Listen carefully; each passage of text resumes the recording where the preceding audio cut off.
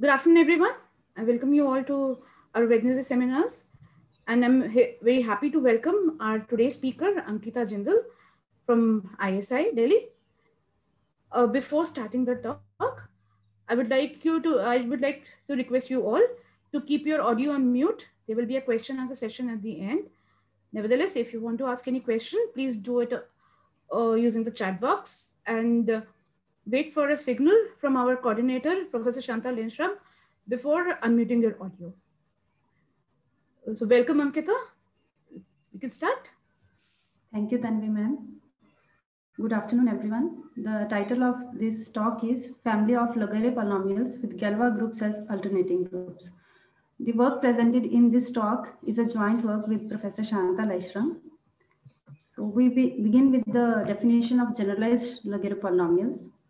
This is a two-parameter family of polynomials with parameters alpha and n. These polynomials are defined for arbitrary real number alpha and a positive integer n by the expression written on the right-hand side, which is summation j going from 0 to n plus alpha, n minus 1 plus alpha to j plus 1 plus alpha divided by n minus j factorial times minus x raised to power j, and this is multiplied with minus 1 raised to power n. The inclusion of this minus 1 raised to power n is not standard, but here we are taking this minus 1 raised to power n.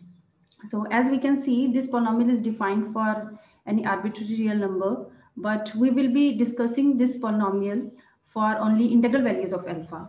And these polynomials are solutions of some differential equations, and they are orthogonal polynomials. But throughout this talk, we will confine ourselves with the algebraic properties of these polynomials. So as we can see, for an integer alpha, these polynomials may not be monic at the moment, but if we multiply it with this expression with n factorial, then we get the corresponding monic polynomial.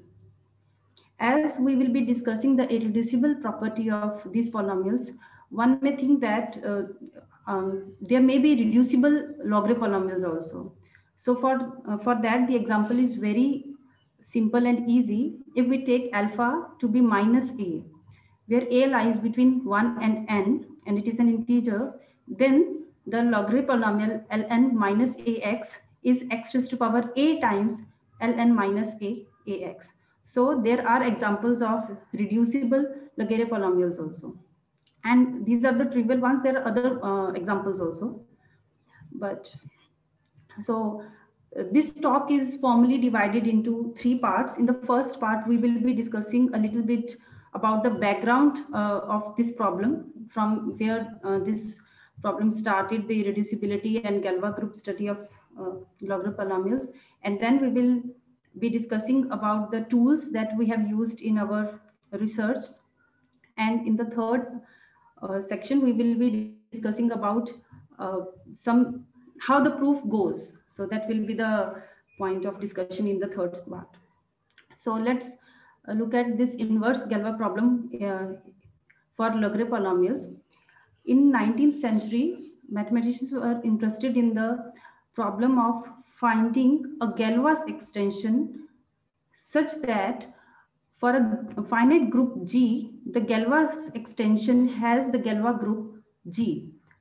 Here we are talking about Galois extension for the rational number field Q. Now, in our case, the problem is the following, that given an integer n, Sn is our finite symmetric group and An is our... Ankita, just one. Can you close this blue window and reopen close PDF? There's some, no, in the window it says in the screen, there's a window. Okay. Okay. I don't. Okay, sir. I hope it is fine now. Yeah, okay. Yes. So the questions that we will be concerned with are that if there is if given an integer n, does there exist an integer alpha such that the Laguerre polynomial ln alpha x has Galois group Sn, or likewise, if the Galois group of ln alpha x has Galois group En. Here we are talking about the Galois groups over the field of rationals Q. So in 19th century, this problem was started in 1920s and 1930s. Schur studied Lagrange polynomials for alpha equals to 0, 1, and minus 1, and gave the following results: that ln 0x, when alpha is equals to 0, then the Galois group is Sn. Here, the study of Galois groups were conducted by studying the irreducibility of these polynomials first. And likewise, for the case of alpha equals to 1, the Galois group is Sn for each even n with n plus 1, not a square. Otherwise, it is the alternating group An. Similarly, for alpha equals to minus n minus 1, we have some conditions on n for which the Galois group is Sn and An otherwise. So after this study of Schur from 1987 to 2012, I have mentioned some values of alpha which were studied by various mathematicians. These values of alpha include alpha equals to minus and minus 1, and minus and minus 2, minus and minus 3, minus 2 and minus 1. The important point to notice here is that in all these research papers, they were considering all the natural numbers n greater than equal to 1. Means they were able to prove irreducibility of ln alpha x for n greater than equal to 1, and they were able to specify the Galois group, which was coming out to be An or Sn always. Here, one more thing to notice is that when alpha is equals to minus 2 and minus n, these polynomials coincide with Bessel polynomials. So it is not always easy to prove irreducibility of ln alpha x for a given alpha for every natural number. So for alpha, for example, there have been studies conducted by Filasta and Lamb and Hajer in different papers, in which they could prove that if alpha is a rational number, which is not a negative integer, then for all but finitely many positive integers n, the polynomial is irreducible and it has a Galois group containing An. That is, its Galois group is either An or Sn. So the proof of irreducibility for all n is generally difficult.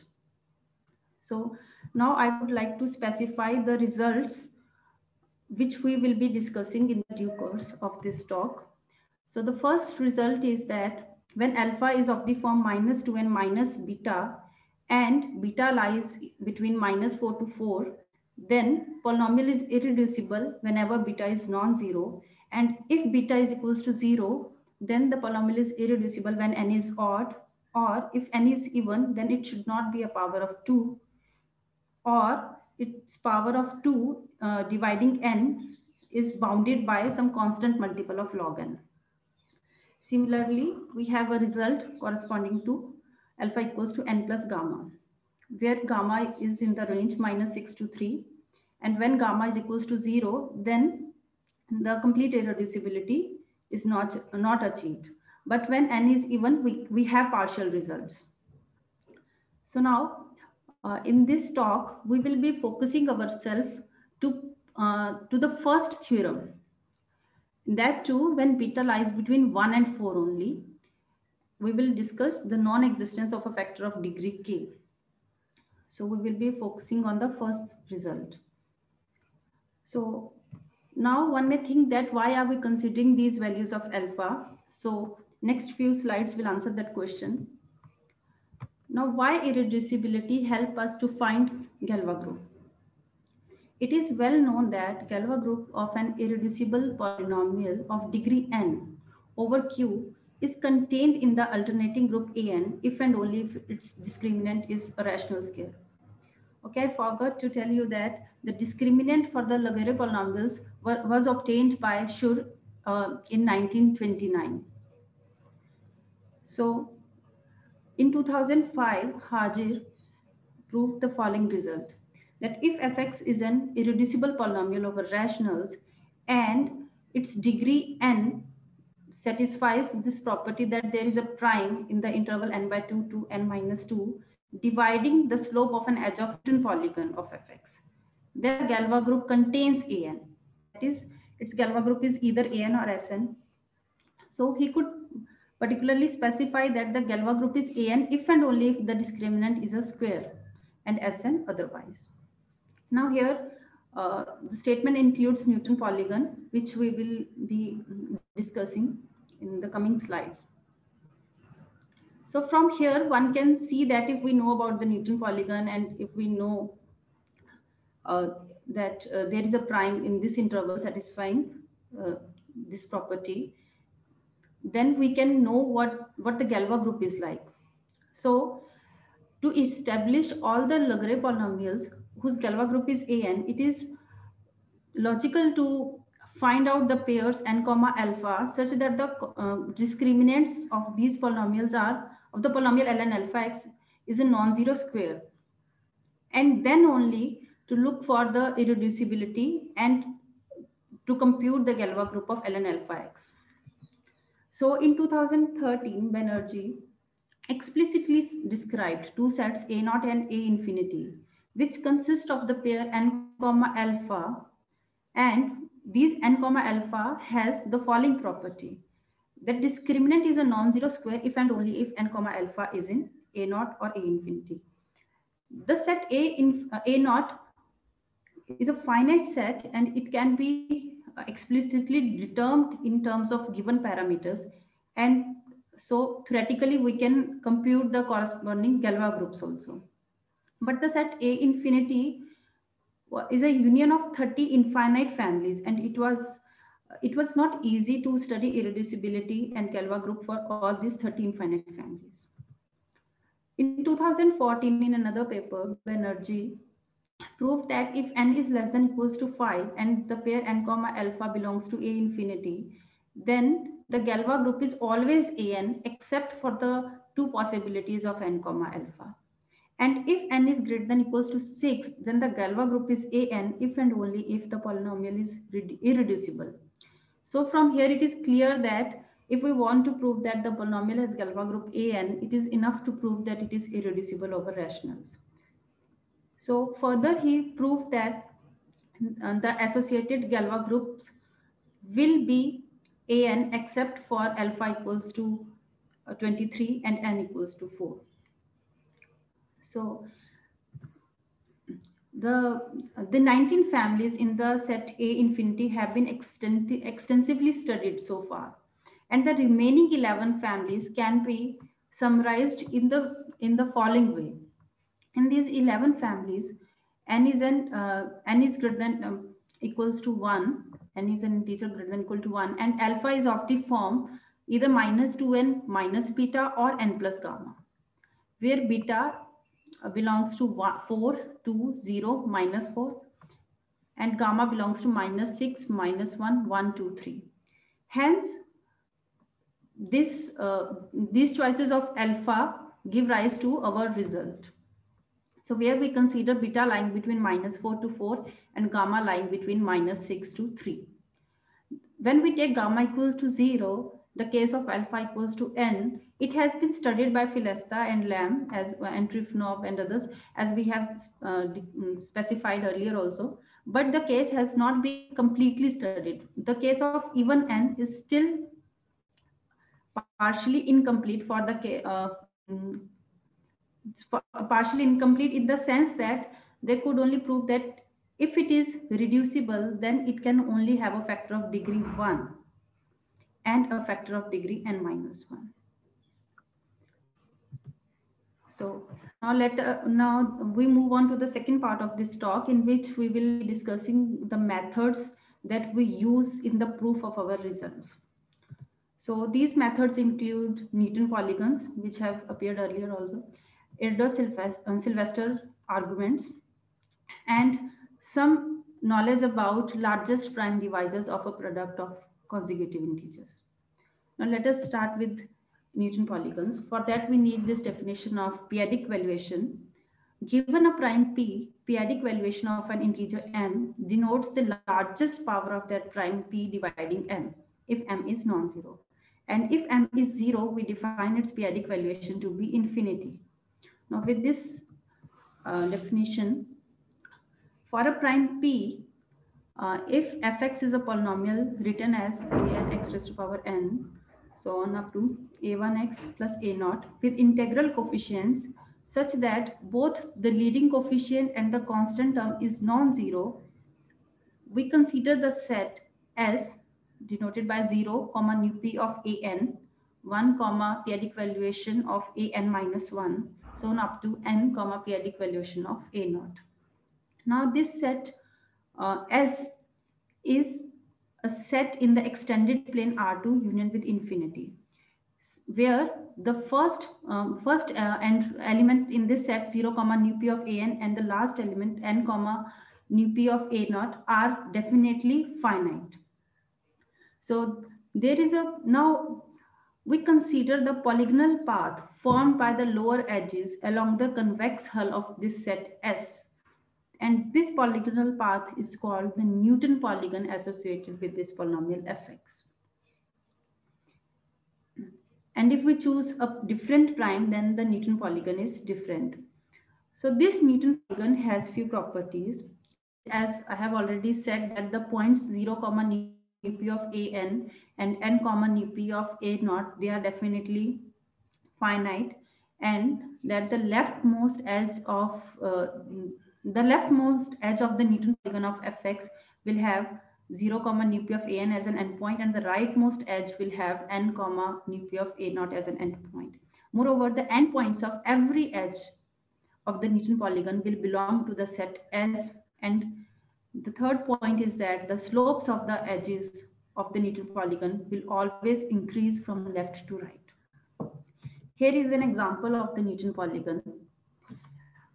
Here we can, I have considered two polynomials gx and hx and their product gx hx. From the graph itself, we can see that the Newton polygon of gx, for the Newton polygon of gx, the set of points S is 0, 0. Okay, so we are taking prime p equals to 3. With respect to 3, we are constructing the set S, which is 0, 0, 1, 1, 2, 1, and 2, 2. And when we take convex hull of these 4 points, it is a quadrilateral. And the polygonal path formed by the lower edges of this convex hull is denoted by these blue lines. So this denotes the Newton polygon for Gx, and the second denotes the Newton polygon for Hx. And just by looking at the Newton polygons, we can construct a Newton polygon for the product Gx and Hx, simply by placing this path along with this path, since they both have same slope. So likewise, if we have Newton polygon of Gx and Hx, then we can say that the slopes of Gx and Hx are one of the slopes of Newton polygon for Gx and Hx. So that way we can have information about the factors of a polynomial from the Newton polygon. So mathematically, mathematically we have this result by Filesa, which was proved in 1995, which is as follows. Let k and l be integers and let p be a prime. Let fx written as an x power n up to so on a1x plus a0 be a polynomial over integers. Then if p does not divide the leading coefficient and p divides the last n minus l coefficients, such that the rightmost edge of the Newton polygon for fx with respect to p has slope less than 1 over k, then the polynomial fx cannot have a degree in the interval l plus 1 to k. It is easy to observe that when we take k equals to n and l equals to 0, this criteria reduces to existence irreducibility criteria. So this lab is the main tool in our proof, as we will see in the coming slides. So this ends the discussion for Newton polygon for the moment, and we move on to the Erdos-Selfridge inequality. So in the statement, we consider k consecutive integers m plus 1, m plus 2, m plus k, each being positive, and we consider a subset of these k integers denoted by m plus i1, m plus i2, m plus it. We are interested in this product p raised to power nu p of m plus I1, m plus I2, m plus IT with such that the product is taken over primes bigger than some real number z. We have this inequality tells us that this product is bounded by m plus I1 raised to power t minus pi of z divided by k minus 1 factorial, where pi z denotes the number of primes less than equals to z. This is the basic Erdős-Sylvester inequality, and we need some refinements of this inequality for our purposes. For that, we study this result by Binet, Filasta, and Trifonov, which is the following. If P and Q are two primes lying between 2 and 13, then any two numbers of the form P raised to power kx1 and Q raised to power lx2, such that they differ by at most 100, then if we consider P raised to power kx1 dot P Q raised to power lx2 divided by P raised to power k Q raised to power l, then we have some saving. So that is, if the maximum of x1 comma x2 is bigger than minimum of these two raised to power lambda pq, where lambda pq is defined here. So with this understanding and a lot of information from this Binet, Filasta, and Trifonov, we have this improved version of Erdős-Sylvester inequality for our case, which is the following: that take m to be a positive integer and take this set m plus I1, m plus I2, m plus IT, which is a subset of a set of k consecutive integers lying between 2 to 101. Like k number of terms in this set is at most 101, so that the difference between the largest and smallest is less than 100, and the conditions of this lemma are satisfied.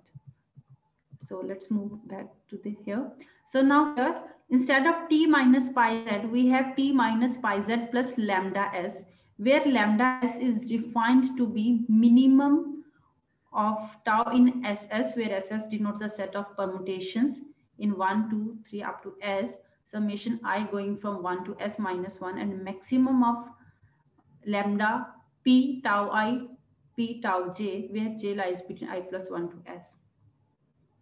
So we will be using this lemma for our purposes. So next we move on to the third part, which is about the greatest prime factor of a product of consecutive integers. For an integer m greater than 1, let Pm denotes the greatest prime factor of m, and we take P1 to be 1. We need the following result by Nair and Shorey, which is that the largest prime factor of P n minus 1 to n minus k plus 1 is greater than 4.42k, except for certain values of n comma k. The next result that we are interested in is the result by Luca and Nejman, which was obtained in 2011, and it denotes that it says that the maximum prime divisor of the product n minus 1 n minus k plus 1 is at least 101 if n is bigger than nk, when nk is written in this table. And the third type of result that we use in our research is that there are no three consecutive integers. Okay, so in 1964, there was a result by Lammer in which he studied the largest prime factor of a product of two consecutive integers, three consecutive integers, or four consecutive integers, or product of integers of the form x, x minus 2, x, x minus 4. So from that table, we have these results, that no three consecutive integers belong to the table given in that paper, and therefore we can say that the largest prime factor of x, x minus 1, x minus 2, x minus 3 is bigger than or equals to 43. And likewise, we have the result for x minus 1, x minus 2, when x is not 106, 1026, 1190, and so on. So these results help us to obtain a lower bound for the set of for the largest prime factor of the set of consecutive integers under consideration. So with this we will so for the last thing we also need this information about theta x and pi x, where pi x, as I've said earlier, denotes the prime number of primes less than equals to x, and theta x denotes the sum of log of p, where p is less than equals to s. So we have this result which gives us some bound on theta x and pi x. These results are obtained by Roger and Schoenfeld and Duzat in various papers. So now we start with the proof. For the proof of our result, which we will be discussing now, we need to define some notations. For a fixed k, we define I beta to be union of these two sets n minus 1, n minus k plus 1, n plus beta, n plus beta plus 1, and n plus beta plus k minus 1. I would like to remind that here we are considering beta to be 1, 2, 3, and 4 only. Then we define the a beta k to be the product of integers in I beta. P max denotes the maximum prime factor of a beta k, and Rp beta for a prime p denotes the periodic valuation of a beta k. We choose p tilde k to be 3k plus 2 and when k is bigger than 25, and 3k plus beta minus 2 when k lies between 1 and 25. The reason why we are choosing this p tilde k will follow shortly. We set the products P1k, P2k, and Pk as follows. The set P1k is defined to be the powers of P which are exactly dividing a beta k. And P2k consists of prime powers coming from a beta k, which such that the prime powers are at least 2. And Pk denotes the product of P1k and P2k. That is, it is a product of prime powers in a beta k such that primes are bigger than p tilde k. So as we have discussed, so our approach is to have a bound for pk. So for the lower bound for pk, we choose capital lambda k's lying between lying in 0, lambda 2, lambda 3, lambda 4, lambda 5, lambda 6, which we have defined earlier, such that 2k minus pi of p tilde k plus lambda k is positive. And then using the Erdős-Sylvester's inequality, we get that pk is bigger than or equals to n minus k plus 1 raised to power 2k minus pi of p tilde k plus lambda k divided by 2k plus beta minus 2 factorial. So it is not that simple that it is not simple to achieve this and this lambda k. So we have to be careful about a lot of things, the way p tilde k behaves. So that matters. Here I have written it in a simplified form, but it does not look that simplified in the real proof. For the upper bound of pk, we use Newton polygons. Now, this is the lemma for our polynomial fn beta x. So for beta r and k, we choose p to be a prime which is bigger than 3k plus beta minus 2. If fn beta x has a factor of degree k and p is bigger than this, then p raised to power r divides p raised to power r. If r is the max, if r is the integer such that p raised to power r exactly divides a beta k, then p raised to power r is bounded by this expression on the right hand side of this inequality. And n is bounded by 1 by 2 p raised to power r minus 2k minus beta plus 2 times 1 over k minus 1 over p minus 1 plus some quantity. So importance of this lemma is that we get an upper bound for p raised to power r and lower bound for n, which are essential for our proof. Now, if p naught is an integer such that p max is greater than equal to p naught, then p max raised to power r p max comma beta, where r p max beta denotes the maximum power of p max dividing a beta k. Then this quantity is bigger than p naught minus 2k minus beta plus 2, and hence we have this.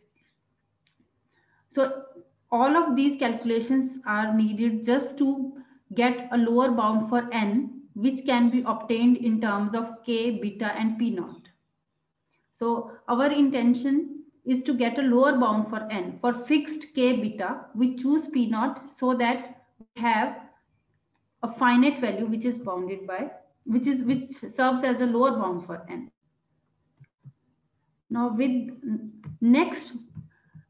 the same p naught, means the p naught satisfying that p max is greater than equal to p naught greater than maximum of p tilde k and 2 beta, we have a bound for p max. Again, it is coming from the Newton polygons, and then using an estimate of theta x, we get a bound for log of p1 by this.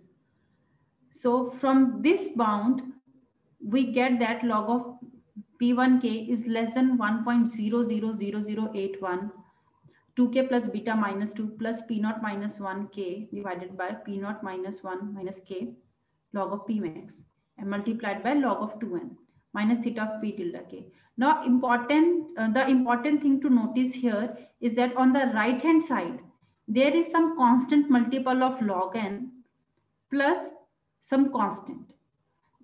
If k and beta are known, then we will choose p naught suitably, which satisfies certain properties. Then we have constant multiple of log n plus some constant. Likewise, we obtain a bound for log of p2. So this is also coming from the lemma that we have obtained using Newton polygons.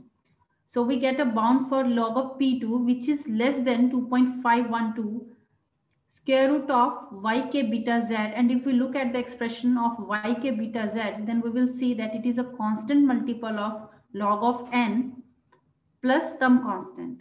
Here z also depends on k and beta. So further, now we are talking about this p naught and z. So how are we choosing these p naught and z? For z, we just simply take z to be the largest prime greater than p tilde k. No, we take z to be the smallest prime greater than p tilde k, and p naught depends on this lemma. So as I have told you that we need some information about the maximum prime divisor of a product of consecutive integers, and from here we can see that this p max is the largest prime divisor of a beta k, and a beta k is nothing but product of n minus 1 n minus k plus 1 times n plus beta plus 1 times n plus beta plus k minus 1. So definitely p max is bigger than or equals to the maximum prime dividing n minus 1 n minus k plus 1, and similarly the maximum prime dividing the product n plus beta plus 1 n plus beta plus k minus 1. So from using the results that we have mentioned earlier, we get the lower bounds for p max. So for this lemma, we do a lot of computations, and we get that 101 plays an important role when k is bigger than or equals to 2. And when k is equals to 1, when the degree is equals to 1, then p max is greater than 101 when beta is equals to 1, or beta equals to 2 and n is even, or beta equals to 4 and 4 divides n. And otherwise we get some primes which are smaller, which is smaller than 101, but it serves the purpose. So by choosing suitable values of p naught, we estimate the products pk, p1k, and p2k. And the log of P, log of P1 and log of P2 to get the inequality log of n square minus AK log of n plus BK less than 0. Now we simply solve this inequality to get an upper bound for n. So in most of the cases, upper bound of n is less than nk beta p naught, and hence we arrive at a contradiction. If this inequality does not imply that n is less than nk beta p naught, then we again refine these upper bounds of log of p1k and log of p2k to get a contradiction, which is again a lot of work. Now, since here I have only talked about the positive values of beta, means for beta equals to 1, 2, 3, and 4. When we consider the negative values of beta, the main problem starts here in this argument, that we have overlapping between these two. So n minus 1 to up to n minus k plus 1 union with n plus beta plus 1 up to 1 n plus beta plus k minus 1 becomes a set of consecutive integers for when k is suitably large. Okay, so we do not have 2k consecutive integers there, and hence we need to have parallel arguments. The same arguments will not work, but by just changing some values of p tilde k, we have some different type of bound for p raised to power r and n, and then with those different bounds we obtain the bounds for log of p1 here and log of p2 here. The lower bound of obtained in this slide remains the same, and with these estimates then we obtain a contradiction. So, and likewise for the polynomial ln n plus gamma x, we obtain a contradiction. So, thank you. So this ends my talk. Thanks, Ankita. Any questions? Anyone wants to ask any question or comments? Yeah, there's a question from Ajit Iqbalji, so maybe she can ask directly. Yeah. Okay.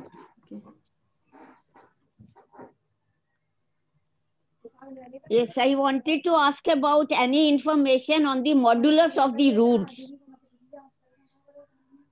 Modulus of the roots of this polynomial. Yes, this polynomial or any other polynomials, if you have any way to have that information. No, actually, ma'am, we never look at the nature of the roots of this polynomial. We only work with the coefficients of the polynomial. So during my research, I have never read anything about the roots in particular. Okay, thank you. And you know, for Chebyshev polynomials and Jacobi Yes. polynomials, Yes, do you try to figure out things? Actually, ma'am, I tried to figure out things for Legendre polynomials earlier. Yes. But yes, so there are certain results for Legendre polynomials which are very less in comparison to Lagrange polynomials. And I think for Chebyshev polynomials already there are many results. And I do not remember, I'm not able to recall about Jacobi polynomials at the moment. But Chebyshev polynomials, definitely I have done some research survey.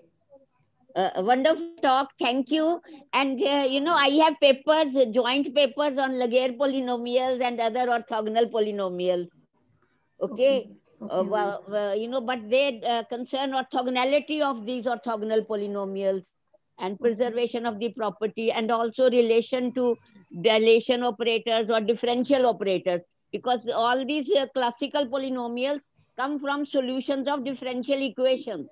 Yes, ma'am. So does your analysis throw any light on the originating differential equation? No, ma'am, actually we are only concerned with the algebraic properties. Okay, you see, when we ask a question, it is not always asking for the past development, but for future suggestion also. Yes, okay. Yes, ma'am. But I ask it as a question rather than saying, here is my advice. Yes, ma'am. Thank you. All the best. Thank you, ma'am. But you understand my questions? Yes, yes, ma'am. Yes, ma'am. Okay, because what do the differential equations do? What is their contribution in your analysis? You know, is there any relationship between the coefficients of the differential equation and your analysis? You know, because all these classical polynomials arise from that. And Yes, my papers are there in my list, and also there is a nice paper by Anu Saxena on archive, recent one, which relates these things in a simple way. Okay. Thank you. All the best. Thank you, ma'am. Yeah, actually, I have a small question. Okay. So nice talk. Thank you. But let's see who's talking. Yes, sir. It's me, Pradeep. Yes, sir. Yeah. Okay, sir. Yeah. Okay, sir. So my question is, so in your abstract, you mentioned that you have settled this conjecture, right?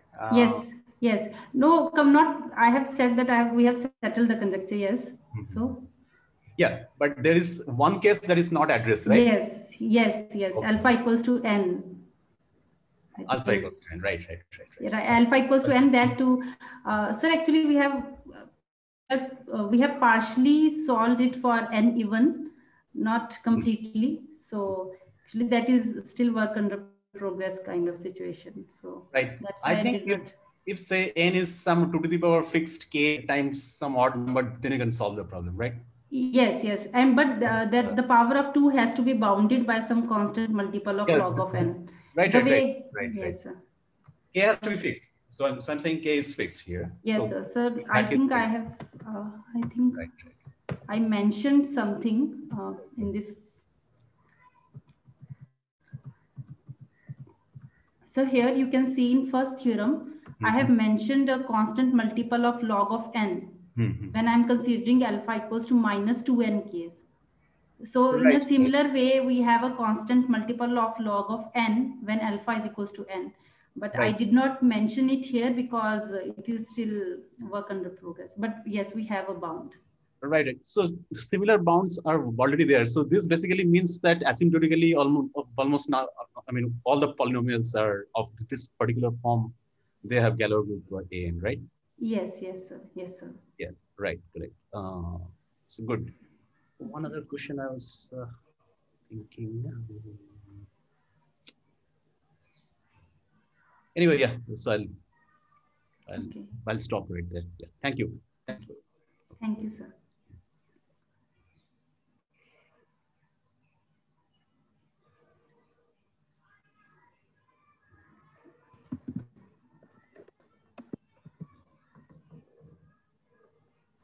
Any more questions?